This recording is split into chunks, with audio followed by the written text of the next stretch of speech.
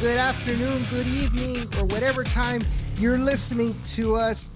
Welcome to another episode of the Down in the Valley podcast.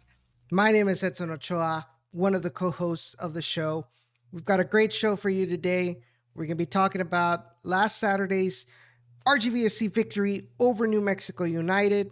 And of course, we've got another home game this Sunday against Colorado Springs Switchbacks. We're going to give you some quick mentions of what was said today and media availability. I know we had Wahab Akwe, Christian Pinzon, and Ricky Reese available to speak to. And so we'll get some reactions from them about last Saturday's match and, of course, about the upcoming match. But to help us talk about the game, I'm not alone, as always. Got my good friend and co-host, Jacob Young. Jacob, how you doing? Doing well. Looking forward to talking a little soccer and, of course, on a 2-game win streak. So it's always fun to talk about a win or a past win, to be exact, and just getting a little excited about this team. People say it's a hope that kills you, but I mean, hey, we're excited. We're trying for a playoff spot. Why not just get hot now? Did I say Saturday or did I say Sunday right now? Because I'm looking at the chat and Mike says that I said Sunday. Yeah, it's Saturday. If I did say Sunday, I don't know why. But yeah, it will be this Saturday at HEB Park against Colorado Springs Switchbacks. We will be talking about this later on. Huge shout out over to Harry Austin. He says, "What's up, RGV and Down in the Valley Nation? You guys look small from the top of the standings." Harry, come on. You really Again, we should have beaten y'all, Harry. So yeah, we look tiny, but you all look like A&M versus App State when y'all played us. So yeah, I'm a Texas A&M fan. I get to make that joke, but it's still true. Y'all didn't prepare. So y'all don't prepare for teams that are smaller than you. So how does that make you feel, San Antonio? But nah, Harry, we love you, man. But yeah, it's like the more you make us look small, the worse San Antonio is going to look after that result at Toyota Field. But anyway, that was back in the past.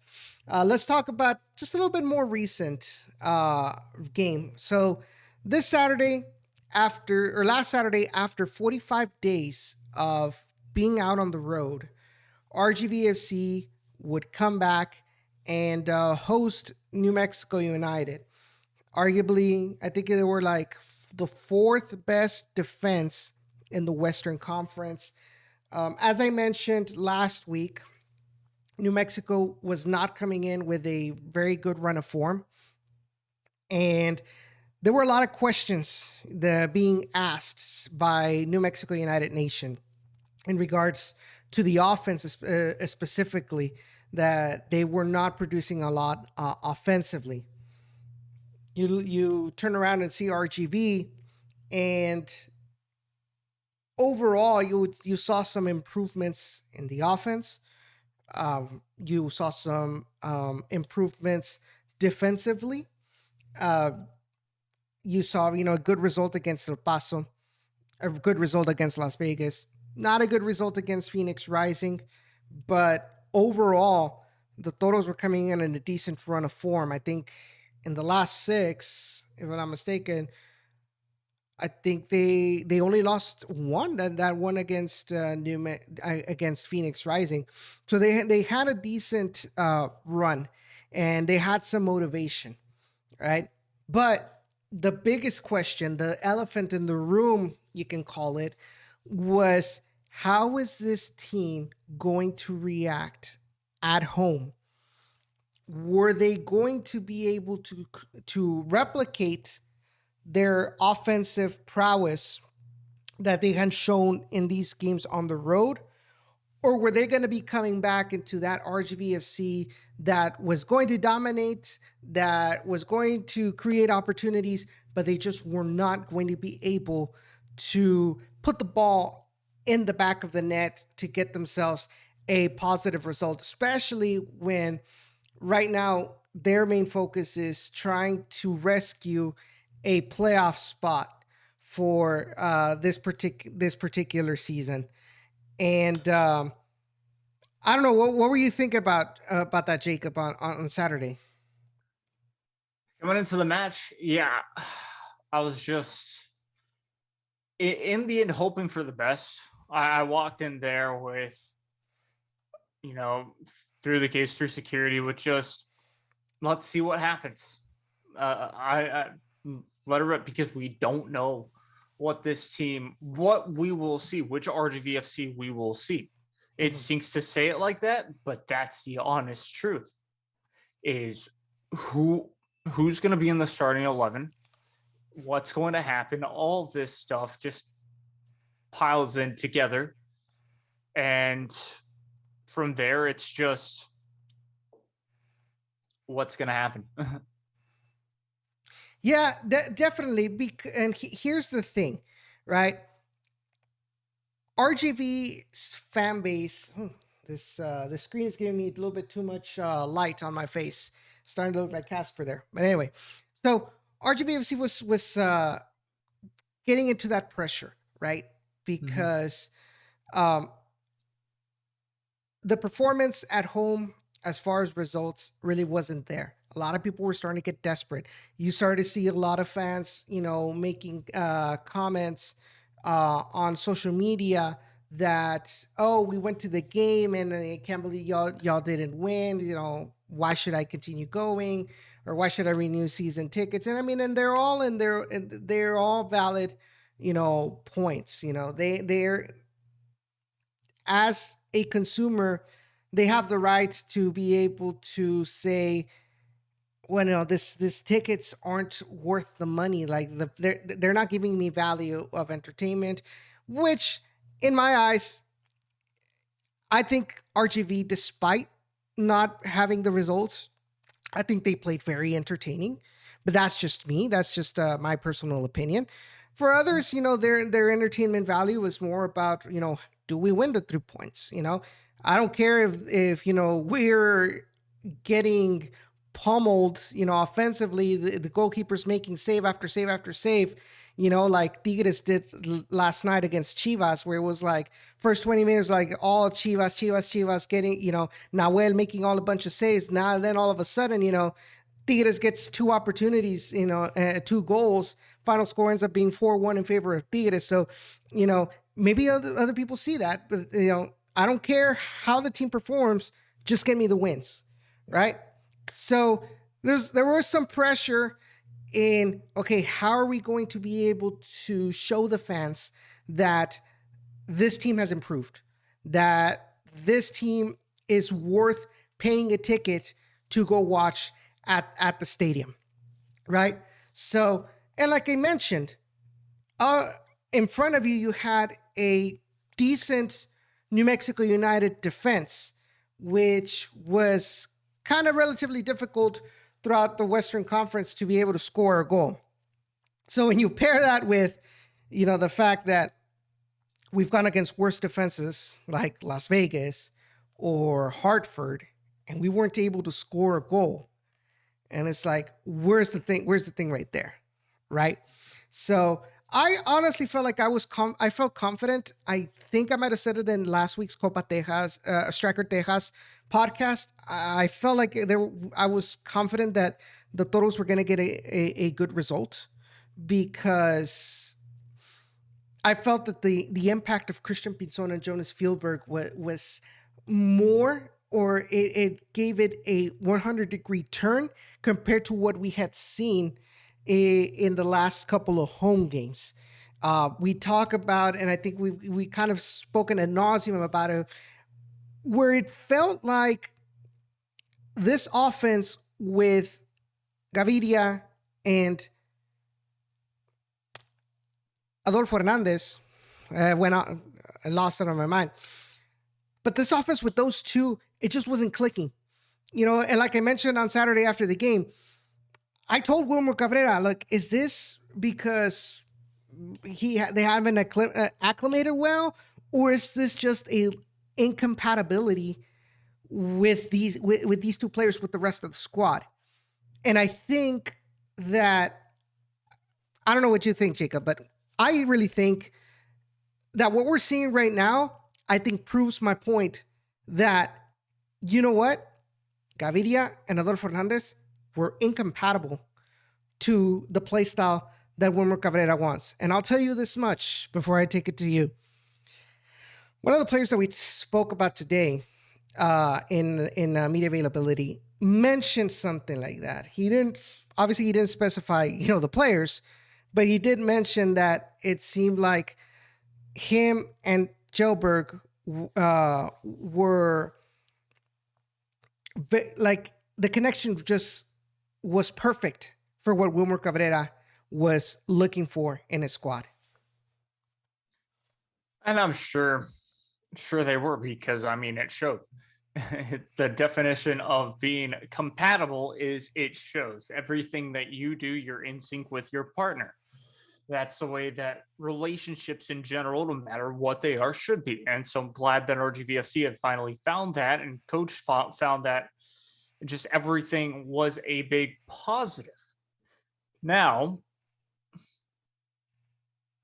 it stinks that there's two players there, or at least one player there, that's kind of a waste of money, because again, he's incompatible with his teammate and then hasn't proven himself at all, which really stinks. But it is a good thing that RGVFC finally found that puzzle piece in that side, as well as finding the final piece of the puzzle piece with Fjellberg, and just everybody on that team seems, we haven't seen it, basically, is what I'm saying. We just have not seen it. And finally, we see it now. Might be too late, but better late than never, because in the end, RGVFC are still 3 points away, even though a Las Vegas Lights team postponed their game. So there's two ways to look at this, right? Mm-hmm. You can view it through the glass half empty side, or you can view it the glass half full side. To me, I honestly think that if we, for some reason, the Toros don't make the playoffs, but at least now, in theory, you've already established a good foundation to build upon for the next season, for the 2023 season. Why I'm saying this is this. You don't have to make as much work. You don't have to make as many moves when you've already got a solid defense, a good midfield, and now a working attack and fruitful attack, compared to, like, let's say Pinzon and Jelberg didn't come, and you've still got Gaviria and Adolfo. Well, it's like, now we gotta have to find out, this other player that can, there's less work to be done, right? The question is going to be, is Wilmer Cabrera going to see it that way? Is he going to build upon it, or is he going to do what he did this past offseason? Because I said the same thing last season. I said, I think at the end, this team is a good, solid foundation to build upon. What did Wilmer do? Sold half the team. Yes and no. Because you also have to take into consideration that, it's all about the money, right? If, there's other teams that want to bolster up their attack. So you got to protect these players, like maybe offer them some more money, or this or that. Make it appetizing, make it endearing for them to want to stay with the Toros. Yep. I don't know who dropped the ball. I can't tell you with precision if it was Wilmer, or if it was Alonso Cantu, or if it was this or it was that. But I just hope that whoever dropped the ball this past offseason doesn't drop the ball again. I don't know what's going on, what's happening behind the scenes, but at least as a fan, I do want to say, if anybody from RGV is listening, let's keep some sort of stability and continuity from year to year. We already have a solid foundation to build on. Let's not destroy it and have to go in with all these questions into the offseason like we did. It's not fun, honestly. It might bring the content, it might bring ratings, but it's not fun to talk about that, because the last thing I want to do is say, be all negative Nancy in the off season, and, put myself in a situation where I start talking crap about somebody and it turns out that's not, it's not fun, right?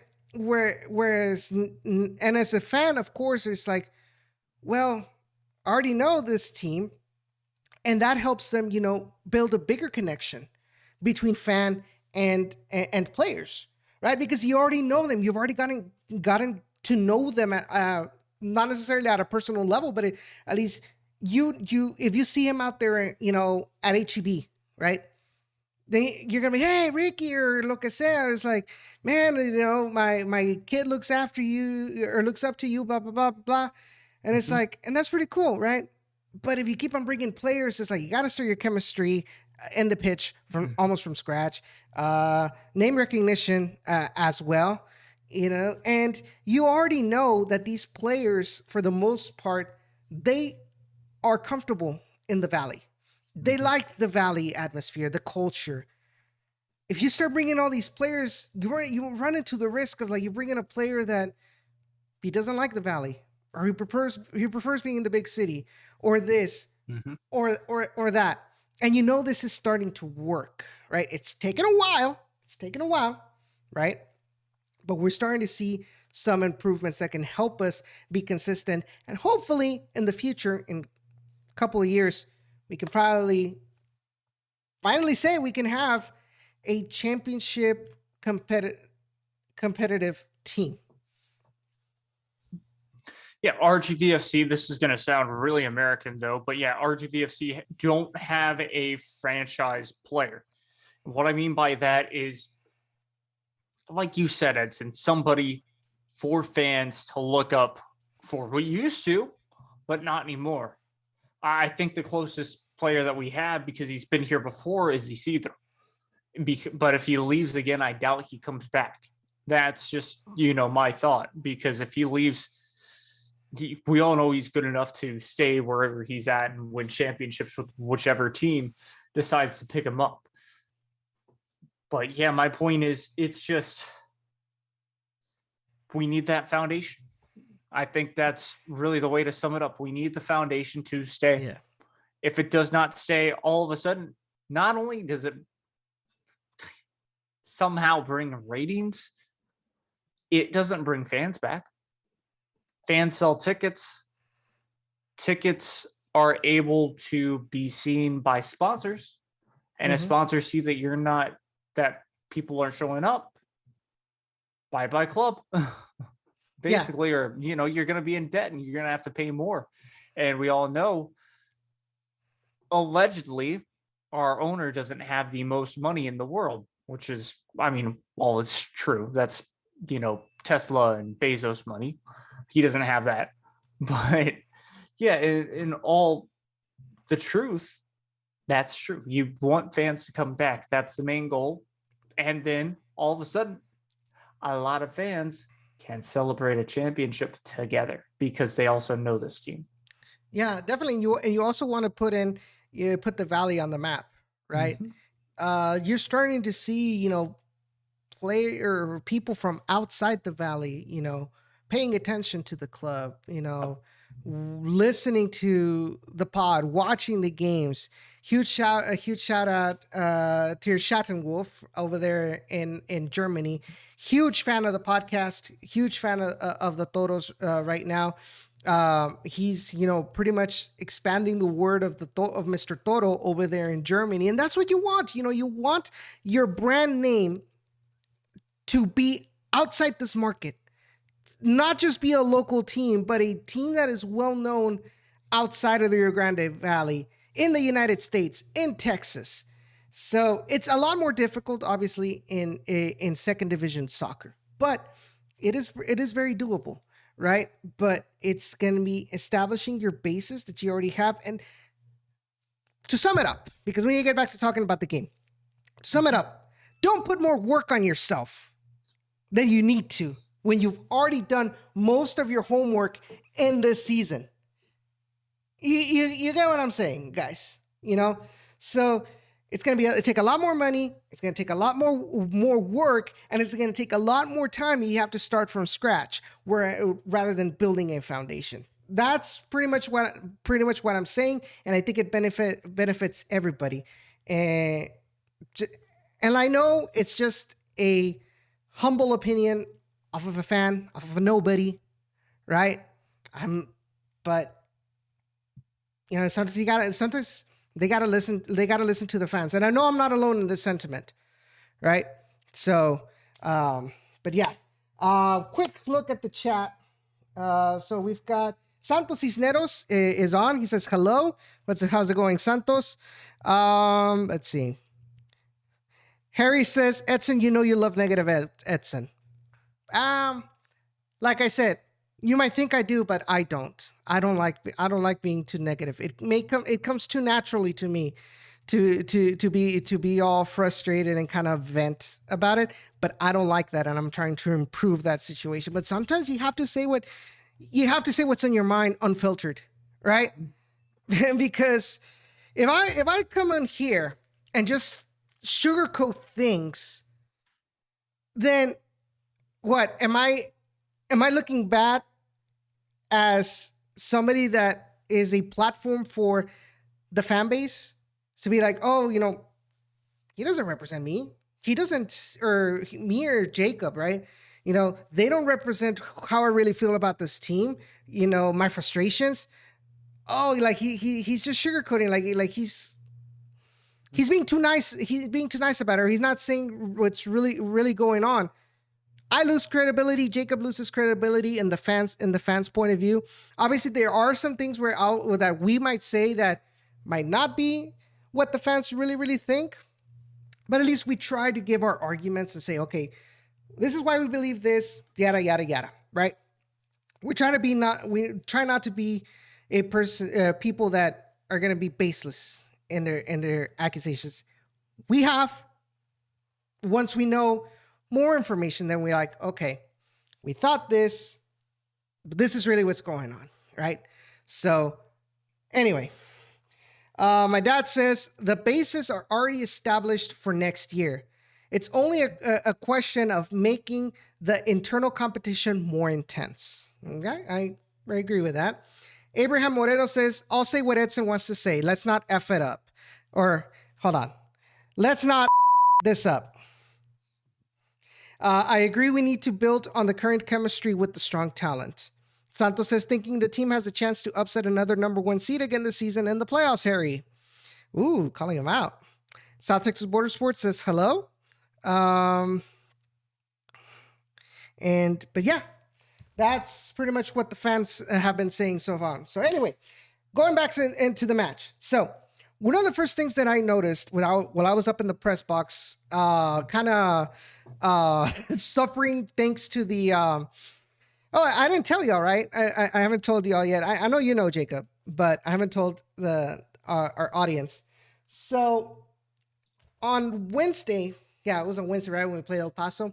On Wednesday after the game against El Paso, I did a Twitter space, right? We were talking about that, kind of reacting to that game. And I mentioned on stream that, or on the space, that last season I did make a bet that if the Toros made it to the playoffs, I was going to do the Paki One Chip Challenge. Fortunately for me, but unfortunately for my reputation, since the Paki One Chip Challenge is for a limited time only, by the time I needed it, there weren't any anymore. So I wasn't able to do it. This year, right now, they are available. I saw it at a convenience store. I mentioned it on stream, and Mike's like, oh, you're going to have to do it on Saturday. So yeah, I did the Paki one chip challenge on Saturday. Wasn't as bad as I thought, but man, I don't recommend you. Not even to your worst enemy. But anyway, up in the press box, I was watching the New Mexico United warm up, right? And one thing that threw me off guard was how, I don't want to say sucky, but it seemed like the goalkeepers that were warming up didn't look very, it looks like their reactions were way off. And that to me caught my eye, and I said, if we put shots on target, I think this is going to be our game, because it seems like the New Mexico United goalkeepers are not bringing their A game to this match, So that was how I felt, after seeing that, making that observation about their warm-ups. I was like, we might have a chance because their goalkeepers really don't look that great right now, which is surprising because Tambakis was a stud in the 2 matches that we played at Isotopes Park earlier this season. And generally, Tambakis has been a good goalkeeper for New Mexico United, right? So when I saw that, I was like, yeah, something's not right with him. We got to take advantage of that. So anyway, game starts, and you saw the Toros, going, with that high pressure. New Mexico United really, for the most part, really didn't look that dangerous, right? At least in my eyes. Mm-hmm. But in the 8th minute, New Mexico United strikes the first blow. And I think for a lot of fans, it was kind of like a bucket of cold water in their face. Mm-hmm. Because I'm pretty sure a lot of people felt like, oh, great. Like, here it's going to be a typical Toros home match where they're like, they get scored on, they're not going to be able to score, and New Mexico United is going to get away with it. Yeah. I mean, 8th minute, watch the replay again just to refresh my mind. It was definitely a bucket of cold water, because RTVFC, even in those 8 minutes, we're playing pretty decent soccer. But again, it goes back to turnovers. Even on the offensive front, you cannot lose the ball that much in the span of that time. And I mean, it was fine, but yeah, they were asleep. RTFC were definitely asleep. Though I will say, good defending in that final third. Yes, the goal was scored. But if you notice where Ochoa was with the marking, he was there. He was there to be able to block the cross pass from happening. Mm-hmm. The only problem is, can't tell who that is in the picture, but he is just facing the wrong way. If he's either backed up a little bit more to the striker who ends up scoring, then maybe that goal doesn't happen, but he's facing a little bit too much. He's too much with the double team. It's frustrating, but mm-hmm. It woke this team up for them to play better defensively, even better than they were already technically playing. Yeah, so I know that after the game, Emilio Icaza was the one that mentioned it. He mentioned that this was a wake up call for the team to react and start playing like they had been playing. Now here's the thing, right? So right off the bat, one of the things I forgot to mention right now was the starting 11 for this club, for this team. Overall, really there weren't many changes compared to the last couple of matches, the one against El Paso or Phoenix or Las Vegas.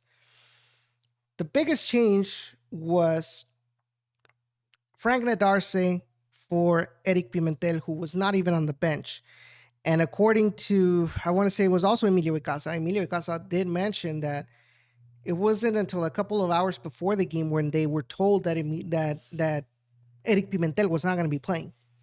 Right. So I don't know what happened with Eric Pimentel, but you bring in Frank Nadarce. So you guys know, I think it's beating a dead horse for me to say what I think about Frank Nadarce as a defender. Right. Mhm. So Yeah, we'll just put it on a T-shirt and sell it to the Stampede. And Darce. Here's what I think about this player. Thumbs down. Yeah. So what I was getting at is like in this play, you know, Akeem O'Connor Ward gets caught up a little bit high, right? He's trying to pursue the attacker that is running with the ball from his own field. Mm-hmm. And so he gets past the slide of Akeem O'Connor Ward. So Darcy has no other choice but to come up and try to meet with that attacker and try to stop him. And with his pass, Darcy easily gets left behind. You know, he's trying to do a through ball over inside the net. So you've already taken out two defenders out of the equation right there with just a couple of touches. So now you're obligating Juan David Cabezas to run back into the box, and then you've got Acque covering somebody, and the player that you're trying to recall, Jacob, was Jonathan Ricketts. Yeah. Jonathan Ricketts. You know, he's also following the ball, but I'm not sure if he noticed that Armando Moreno was behind or something. I mean, he made a very good attempt to try to intercept the ball or to try to deflect that ball away from danger. I think maybe like 6-7 times out of 10 with that touch that he made, that takes the attacker out of the equation and makes it roll past the goal, right? But for his bad luck, that deflection just ended up giving the ball straight toward the feet of Armando Moreno. Yeah. Right. So I think overall it was a soccer mistake, right? Like it kind of went against the grain because it was just one mistake after another, and I don't think it's even fair to call it mistakes, right? It's just, I think it's good. What's the word I'm looking for? You got to give credit to the attackers for New Mexico United who were able to find those opportunities. It wasn't blatant mistakes that we've seen before from the Toros, right? It's just a matter of everything went well in that play for New Mexico United. It wasn't a lack of concentration like we saw against Phoenix. It wasn't blatant mistakes like we saw against San Antonio when we played them here at HB Park, where Daniel Luis, held the ball too long, loses it in transition, and gives a grand opportunity to San Antonio. It wasn't those kind of mistakes. It's just one of those things where everything just went well for New Mexico United. Mm-hmm. Now, as we've mentioned, this was a bucket of cold water for the fans, a wake-up call for the players. Any other team, any other team, let me specify, any other team in their position of the table at the moment, so lower ends of the table, any other team would have been like, great, messed up, and now they, there's all this pressure on them, and they start making more mistakes, etc., etc., etc. Not the Toros. Emilio Icaza said, this is a wake up call. That we need to do what we know what we can do, and put ourselves in the forefront and try to find an equalizer before halftime whistle. You know how long it took them to get the equalizer? About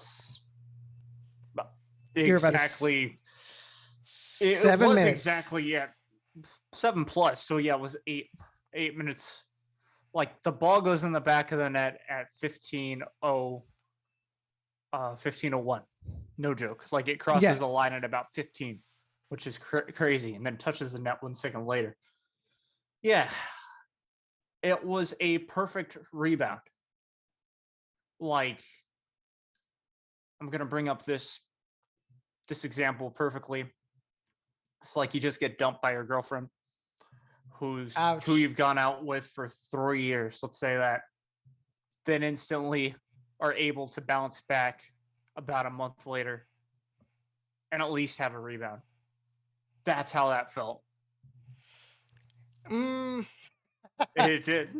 So I would say more about I think what's the best example. All right.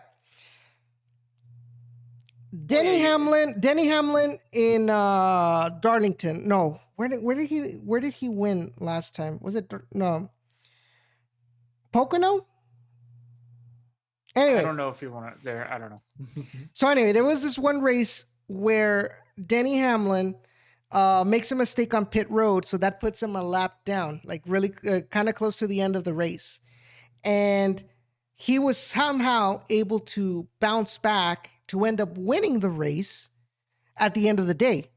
So it's like one of those things where, you make a mistake, but instead of it bringing you down, it just motivates you to do what what you're capable of, to bounce back from the situation and be able to be victorious out of it. And that's exactly what RGV did on Saturday. And it pains me to say this about Denny Hamlin, since I am a fan of Ross Chastain, and yeah, but it is what it is. It's just, the team had, I think, the mental maturity of not let this bring them down. On the contrary, motivate them to bounce up. And like I mentioned, 7 minutes after, they get the equalizer. What a great pass by Wahab Akwe. What a great volley or a touch from Emilio Icaza. Like, he didn't even control it, or he didn't even let it bounce on the ground before hitting it. No, right in the air, he shoots it towards the far post. Alex Tambak, as you see, had no reaction to it. So overall, beautiful goal. Actually nominated for a goal of the week. Excuse me. So nominated for goal of the week. So be sure to go to the USL Championship website and vote for Emilio Icaza for goal of the week. Spoke to Wahab Akwe today at the media availability. He was asked about that goal, right? What he saw from it. And one of the things he mentioned was, well, I know that Emilio's tendencies is to run from behind the defenders into the space. So you can say that it was almost by intuition, that if I place a ball at that specific location, I know that Emilio Icaza is going to be there, or somebody is going to be there. And that's not the first time he's done a goal like that. You guys remember the game against Atlanta United too? He had a similar goal, and I think it was also Emilio Icaza, if I'm not mistaken, who scored that goal, right?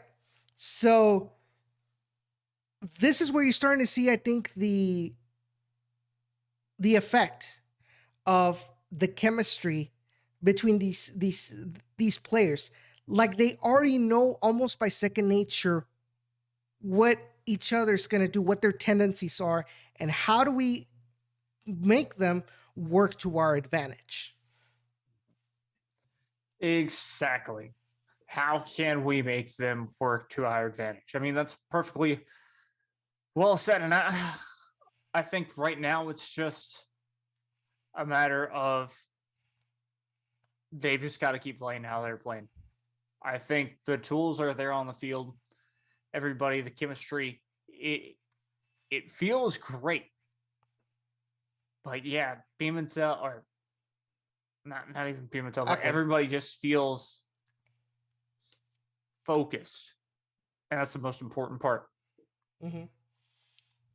Yeah. So the best part about this is, so they've already gotten the equalizer, right? Mm-hmm. And they kept on pushing and pushing, trying to find that game-winning goal.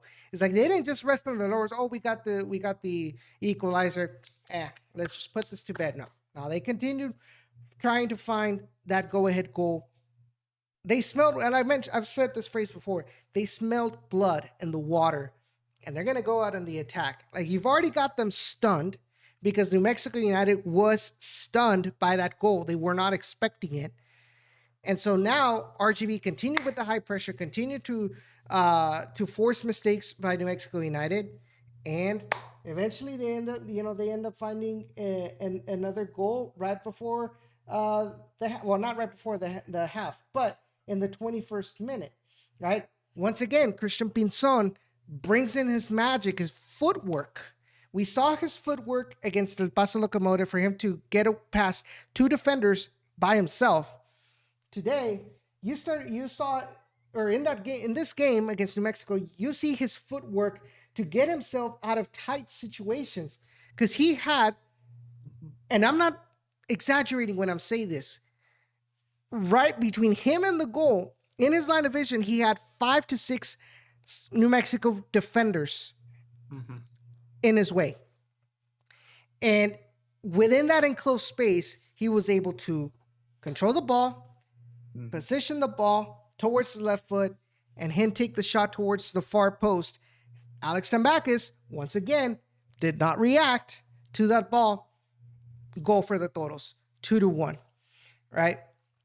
Second half, it's a little bit more towards New Mexico United. They had a lot more possession about it.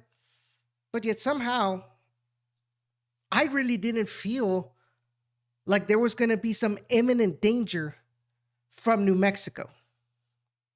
I think overall, the Toros were able to control this game to how they wanted it. Kind of play with the desperation from New Mexico United. Why am I saying this? Because New Mexico United brought up their lines, right? Trying to find that equalizer. Yep. You bring up your lines, right? Trying to maybe even like push RGV towards their own box and kind of smother them. But what that also did is that it opened up so much space for the counterattack for the Toros. And the counterattack was what led to the third goal by RGV, where it was basically a 2v1 situation in favor of the Toros. And Fjellberg cleanly slots that ball past Alex Tambakis, 3-1 lead. They had some other opportunities as well off of the counter to maybe have gotten one more goal. But at the end of the day, it was an overall great performance, both offensively and defensively from RGV. Oh, 100%.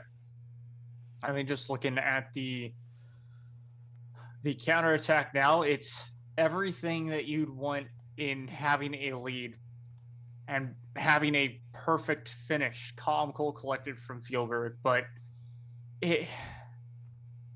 RGVFC fans and players don't get this opportunity this often to play. Obviously, it's past 100%, but what I'm trying to say here is it's a solid A performance, but it's not an A plus because they got scored on.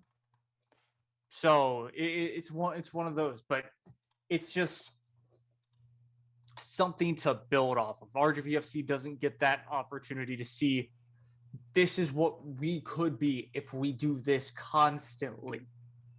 Keyword constantly.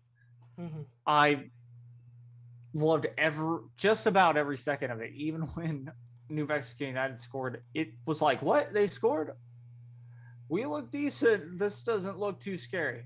It was one of those situations. So, yeah, Tyler Derrick got a good save off of a free kick that was a pretty good bend, at least, even though it was straight at him. So it felt good. It felt like a good 3 points, a solid 3 points. You could see not only the jubilation in us, but the players walking off the field after the match. When it hit 90, they were very happy. They're joking around, doing things like that. So it was positive vibes all the way, which is all that you could ask for from a win. So for me, what sticks out, and the reason why I say that it really didn't seem like New Mexico was going to create a lot of danger as far as opportunity, was the fact that you look at the statistics, right? Mm-hmm. Both teams had 9 shots, right? 4 of the shots were on target for the Toros. Only 2 of them were for New Mexico United. But that's more of a hindsight is 2020 kind of number, right? As you look at, the only 2 on target. Well, yeah, of course. And it's going to be like, well, there wasn't a lot of danger.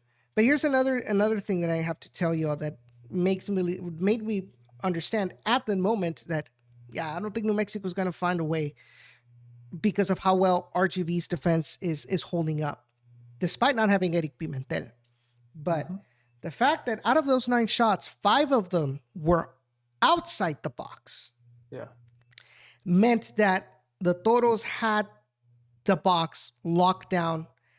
Very difficult for New Mexico to try to penetrate. So the only option that they had pretty much was try to get a shot from outside the box and see if it gets past the defense and puts it in towards the net, and try to make Tyler Derrick work for it. Out of those 5 shots from outside the box, only one of them was on target. Another one was blocked. The rest were off target. So overall, good performance by the defense, right? And then you head right into the situation where Frank Nadarce gets a knock. So you bring in Daniel Luis Suarez, another player where you guys know how I feel about him. And yet still, they were able to hold down the back and keep New Mexico from scoring another goal. So overall, I am happy with the performance. But like I mentioned last week, this is a situation where, we just got to make it continuous. You just got to be consistent in your performance if you really want to get enough points to make it to the playoffs. I mean, we're only 1 point away, honestly. So a little bit more, but a little bit more? Just a little bit more. Well, okay, I get what you're saying by the 1 point, but we have a game in hand, but a win that's why I say we're more than 1 point away. It's because a win is still a must. Mm-hmm. Yeah, I get what you're saying. The point is that, we're only 1 point away, but we still have to rely on other results to see if our results will be enough to make it to the playoffs. Yeah, let's say LA lose and the Lights win and we also win. All of a sudden, we're 2 points back of the Lights. Because we'd overtake. We would get 3 points for a win. They'd get 3 points for a win. Yeah, because Las Vegas is 37 points and we have 36, and so does LA Galaxy 2. So we'd still be a point away. So I can't math. That's why I chose journalism. Just saying. So the best situation for the Toros in this week, obviously we have to get a win against Colorado Springs, which is not going to be easy. We know the firepower that they have with Haji Berry, with Elmas Amo, and especially Amo. Yeah, who we already know. But we do know that defensively, Colorado Springs is a disaster. So you look at the stats, right? I'm changing from one thing to another. So Colorado Springs is a high-scoring team. They are actually the second best offense in the Western Conference with 54 goals scored. But they are also the worst defense, or no, I take that back. They're the, hold on.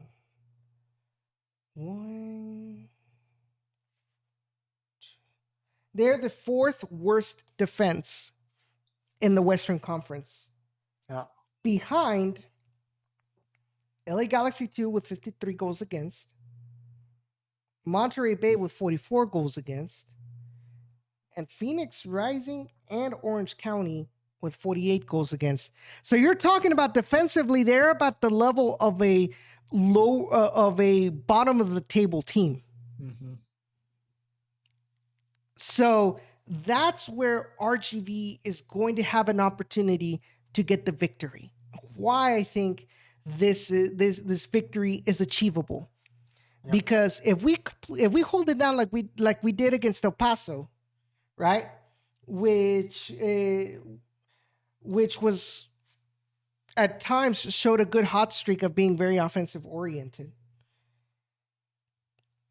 And if we are able to get some opportunities against a leaky defense like Colorado Springs, I mean, we were able to score 2 at their home against the best defense in the Western Conference, which is San Antonio. We were able to score 3 against another good defense like was New Mexico United. In theory, we should be able to score. I'm not saying we're going to score 5 or we're going to score 6 against Colorado Springs. Mm-hmm. But what I am saying is, in theory, it should be a little bit easier to score, to get a good amount of goals against Colorado based on these statistics. But what I was going at is that best situation for the Toros is we get the win, which will bring us up to 39 points. Hope that LA Galaxy lose, mm-hmm. and Las Vegas can even get a draw. Yeah. And I know they do have a match that's pending against Monterey Bay Union, right? Mm-hmm. And they've also played 29 games. We've only played 28. Yeah. So Las Vegas is playing on Saturday against Hartford Athletic, who now have Tab Ramos, right? Hartford Athletic really isn't that great, right? But neither has Las Vegas Lights recently. Mm-hmm. So Toros win, we get to 39. If Las Vegas loses, they stay at 36, right? Mm-hmm. If LA Galaxy or 37, if LA Galaxy loses, they stay at 36, and that puts us back in playoff spot in 7th place. So it's very doable. It is very, very doable if they continue to perform like they have in the recent weeks. But it's all going to depend on them and what the other teams can do. Mm-hmm. Yeah, and this is going to be an interesting game too, Edson, because 2 days later, they have to play against San Antonio FC. No joke. Or three days later. So Saturday on the 17th, then they get Sunday and Monday a bit of rest, or at least, travel up to San Antonio and then get at least a day of rest. And then all of a sudden, they've got to play an evening match against San Antonio. I bring that up because it's pretty interesting. What will their tactic be come Saturday? Because yes, they're in a fantastic playoff spot, but if they were to drop 2, and let's say Sac Republic were to win at least one of those games, or even 2 of those games, playing on the weekend, because I doubt that the Spring Switchbacks would have a weekend game. But besides the point, they could fall to 4th place. So what would be their play in all of that? So it's looking like they could potentially in one of those games put in a so-called B roster, meaning not necessarily play their starters, or at least for too long, because they know that they have another game in 2 days, or with that being 4 days or something like that if they were to play on another Saturday or Sunday. So mm-hmm. it's good to kind of bring this up, because all of a sudden now you can get into a tactical battle, not only with yourself as a head coach, but also and not only that, the fact of the matter is, I mean, we're saying how it is. Mm-hmm. At its moment, we said it's not doable, right? Mm-hmm. But the team changed. The team did not think that that the season was done. Mm-hmm. And now we're in a situation where, hey, we're really close to making it to the playoffs again, despite everything that we suffered through this season. Mhm. and thank the stars that the Western Conference is as tight as it is, Yep. because there's even a probability that we can actually even make it to sixth, because you remember that El Paso Locomotive only has 2 games less left than pretty much the rest of the Western Conference. So, and El Paso isn't doing that hot either, you know? So this is where the team needs to take advantage of them ending the season strong, put themselves in a good situation for the playoffs, and then from them we'll see what happens. I know I'm getting ahead of myself, but right now it's a very positive light, because what we're seeing on the pitch and what we're seeing on the standings is positive for the most part, and we have to say it, because that's the current situation Fifth of the place is team. kind of open too. It's technically possible for us to get fifth place too, because you get 2 wins in the next couple of weeks, 39-42. That's where New Mexico United are. And if they look as bad as they did against us for the rest of the season, they will fall. All of a sudden, we can get fifth place if we, were to go undefeated. Not likely that RGVFC will go undefeated, though. Let's be real. Mm-hmm. But there's a good chance you win all your home games for the rest of the season and draw once or twice at home or on the road, and maybe seek out a win. You're probably going dancing. Mm-hmm. So we'll see what happens on Saturday. It is going to be like I mentioned, it's going to be difficult because of the offensive firepower that Colorado has, but it's doable because of their horrible defense that they also have, right? So, which one's going to be a bigger factor is going to be the biggest answer to the question, I may say. So, but I'm hoping that the defense is going to be more. It's going to create more of an impact in this game that their high scoring offense. Because remember, last season, their high scoring offense really made an impact here at HB Park. With that, what was it, 5-0? Yep. at home. Mm-hmm. Yeah, that was not fun.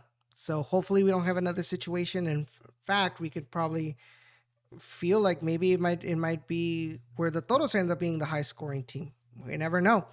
So, but after talking to Ricky Reese today at media availability, one of the things he mentioned was, obviously, one of the things that we learned is we cannot give these teams the opportunity to score 3 unanswered goals, just like they did when we played in Colorado Springs earlier this season. Mm-hmm.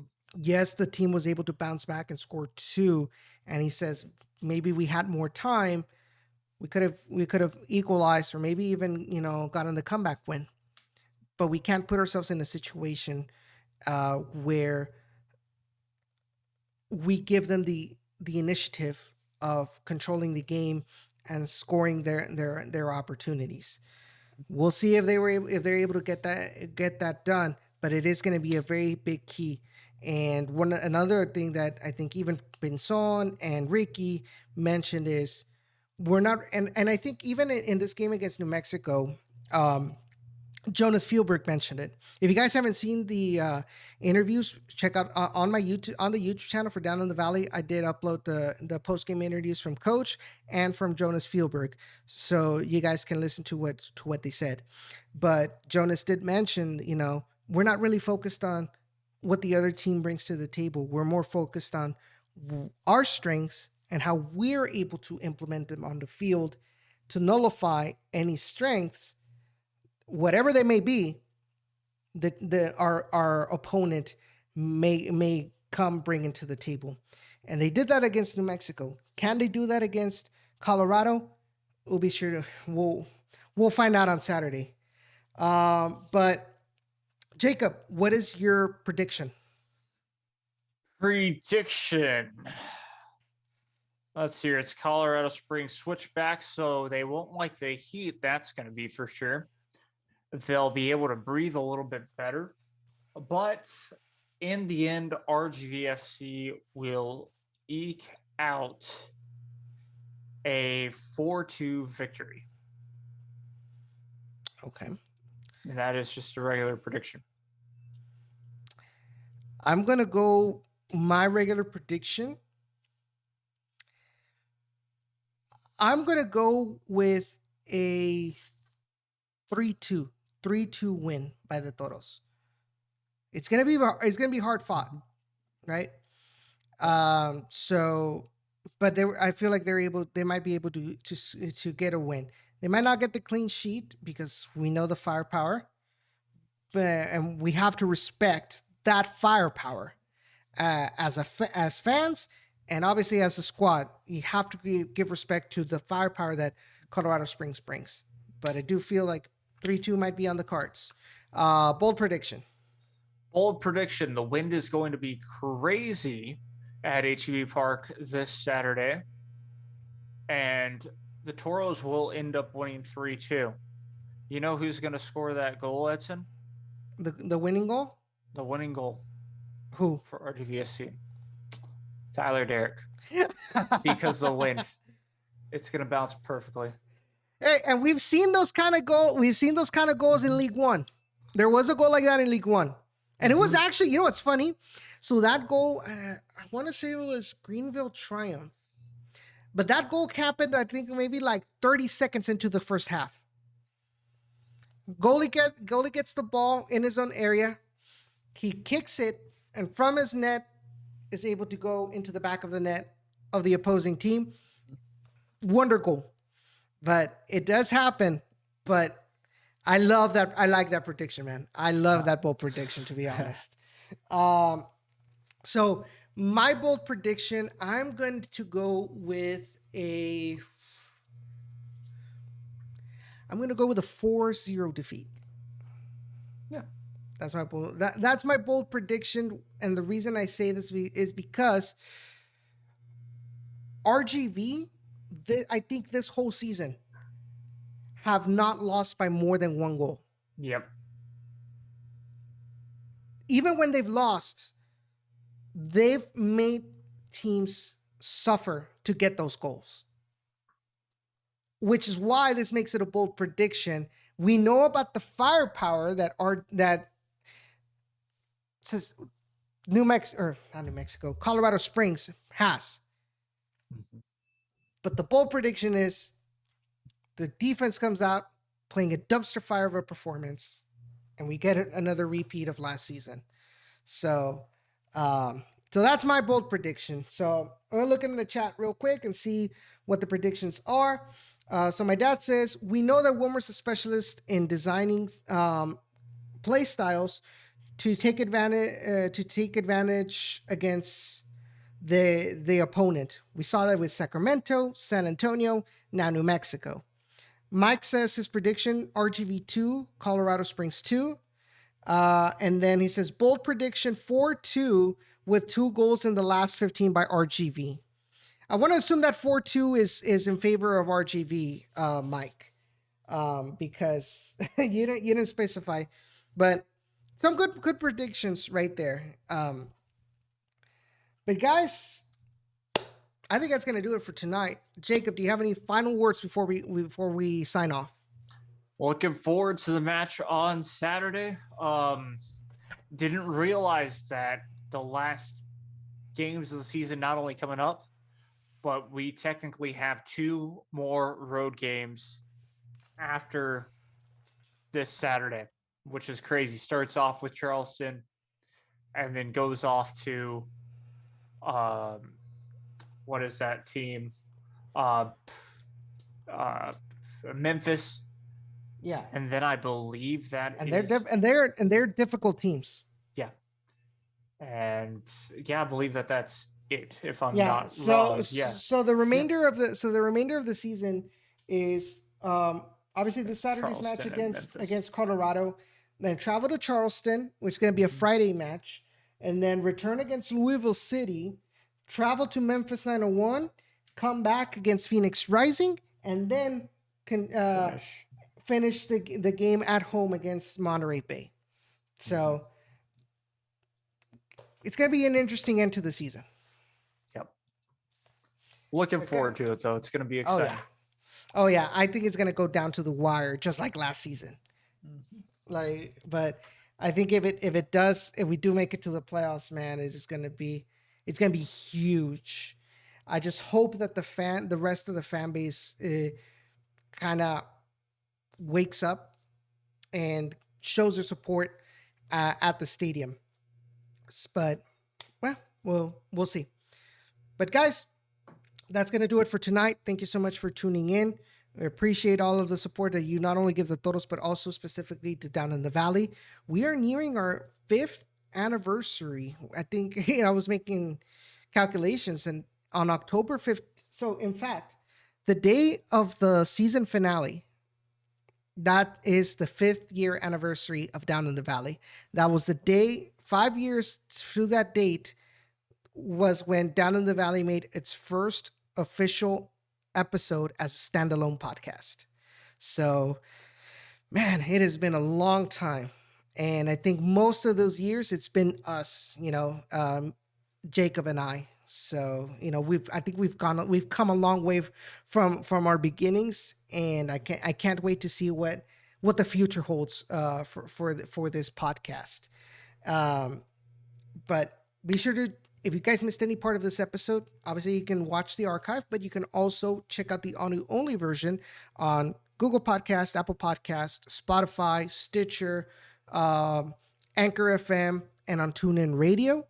And if you're listening to the audio broadcast or the audio podcast, be sure to subscribe to our YouTube channel, youtube.com/Down in the Valley, and click on the little bell icon when you'll get notified anytime we go live or every time we upload a video. So you guys will always be informed about what's going on with RGVFC and of course with the Down in the Valley podcast. You can also follow us on all of our social media platforms at Down in the RGV on Twitter, Facebook, Instagram, and on TikTok. Or you can also follow us on our personal accounts. Jacob, where can I find you? Find me on Twitter at JakeYoung456, and you can find me on YouTube at The Overreacted Gamer. And of course, you can follow me at EOchoa_8 on Twitter and on Instagram. You can see all my hot takes. Sometimes I host Twitter Spaces. So anytime I host a Twitter Space, guys, everybody is more than welcome to hop in, give your thoughts on the team. We're trying to make this, like we mentioned it before in previous years, this is your platform, guys.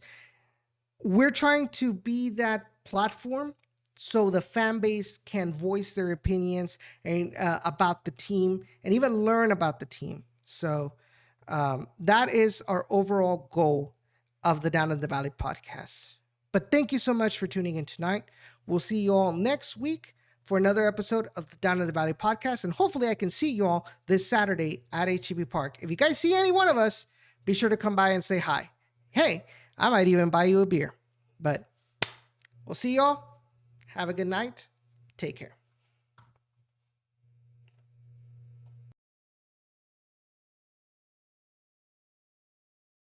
Recording stopped.